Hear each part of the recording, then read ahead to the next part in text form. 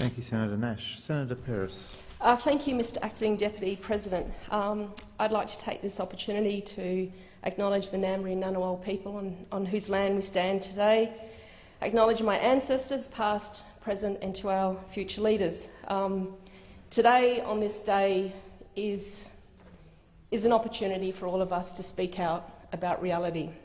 And it's a day that I stand here as an Aboriginal woman with the inherent responsibility to fight and to sustain my culture, our culture, for the lives of the future generation. Unless, I don't know, I'm on some other planet today, what's been echoed in the walls of this Parliament House by Aboriginal people that have gathered here today is that there's a lot of unhappy people out there. And, you know, whilst a lot of people come to Parliament House to talk about closing the gap, people walk away with a warm and fuzzy feeling about what it actually means to them, and to think that we're progressing when, in fact, Mr Acting Deputy President, the gap is not closing. You know, as a nation, that's people reflect on Australia as this nation of hope, a nation of opportunity. You know, we are a nation that continually lets down Aboriginal and Torres Strait Islander people. We are failing citizens of this country.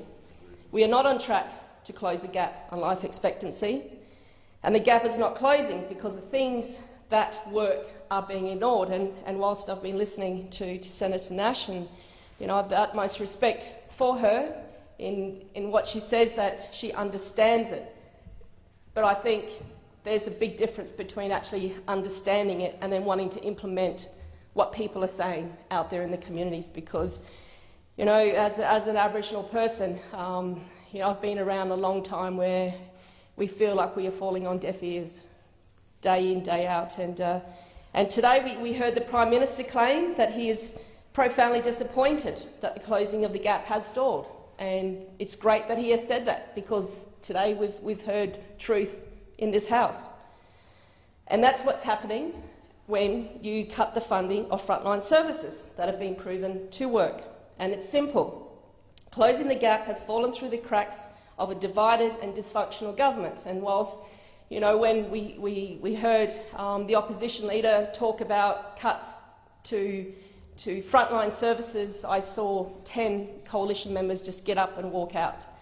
And to me, we heard Senator Nash talking about, you know, this has got to be a bipartisan approach. You know, to sustain lives, everyone needs to be at the table to give hope and to implement the right things that Aboriginal people need. And that showed a total disrespect, not only for leaders of this country, but for a race of people, the oldest collective race of people in this world, whose lives we're trying to enhance and make it better, and you have people walking out of the chamber. I just don't get that. And I had a speech. I'm not going to read a speech because I shouldn't have to read one, because I should be able to speak from my heart and tell it how it is. So when I see that, I think to myself, why did I put my hand up for Parliament? Because I wanted to make a difference in the lives of the people who have paved the way for me today. So, you know, all this rhetoric about we've got to get it right, we've got to listen to people. There's so many times when you see Dr. Yunupinga, all these talking politicians. This has just got to stop. You know, we're talking about, you know, Senator Nigel Scullion, who I know the territory very, very, very well. That's his backyard, and he has respect. People respect him in the communities, but come on, Nigel, we can't be serious about getting kids to school while your government closes 38 childcare centres. You know, you saw a Twiggy Forest report.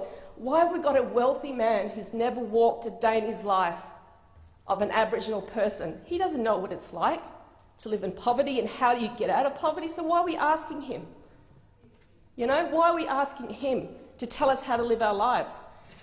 And I don't get it. We're just talking in circles, and we are using Aboriginal people, our lives, our disparity, as, and I've said it earlier on today, as political footballs, and it's got to stop.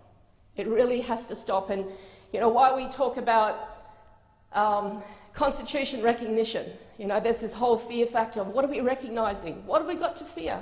Every day we acknowledge the Ngambri Ngunnawal people. We exist. We acknowledge it here, so what is so scared about acknowledging it in our constitution? You know, there's all this fear factor. In Australia, you know, we can't change the past, and I said that in my maiden speech. We cannot change the past. We can't change what has happened. We can't drag the chains of this black history that this country have in order to move into the light. You know, we talk about 600,000 Aboriginal people in this country, and yet every single day in the newspaper there's a story about an Aboriginal person. You don't see that about any other race of people in Australia. It's only Aboriginal people, because it's almost like we're a product of disparity, and you talk about, you know, people coming in, walking together. I've been to so many communities, and Senator Scully, and he knows it too. How do you expect, you know, 25 service providers to be delivering programs, non-Indigenous people, to a community of 200 to 300 people, and there's not one Aboriginal person delivering those services? We have oppressed, and we continually oppress citizens that have survived for 40,000 years because of continuous failed policies. And we can't just keep talking about it. And every election cycle we make these promises, and we cannot say we're going to give you this, and then when you get in, you backflip on health and education. You know, it's not rocket science. If you want to engage a child in primary school to get them into school, they've got to have a profound love of education. You can't just say it's about jobs, it's about housing. They are the basic fundamental things that we take for granted. Every single one of us take it for granted. But that's like you're asking for a hen to have teeth out in the community. We're just asking for the basic fundamental human rights for people to have an opportunity. And we are denying the opportunity when we can't get the basics right. And it upsets me, you know. It upsets me that Aboriginal people are coming to this house and begging for money to drive programs in their communities. And they shouldn't have to do that. Why? I don't tell anyone how to run their lives, so why are people telling Aboriginal people how to run their lives? And there's a story I'd like to tell, because it's important. My grandson is 5.5 years old, and he went to we're Catholics, and he went to his first day of school this year. And the principal, after talking about, you know, welcome to everyone, and he talked about Jesus and God, and then he says, and don't forget, let's all be like Jesus. And my grandson turned to his mum, my daughter, and said, well, who's Jesus? The thing is, everyone has a religion, everyone has a spiritual belief, everyone comes across the country. This country is a multicultural country, and we as Aboriginal people, we have our spirituality, we have our religion, we know what we want. It's almost like our dreams and aspirations are continually controlled by the dollar factor.